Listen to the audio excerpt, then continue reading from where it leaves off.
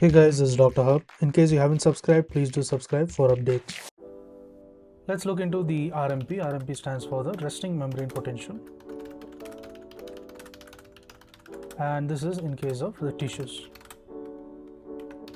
So the first one we look at is the neuron. The neuron, the RMP will be less than 70.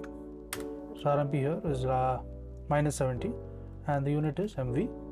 So neuron is minus 70, then minus 90 we have 2.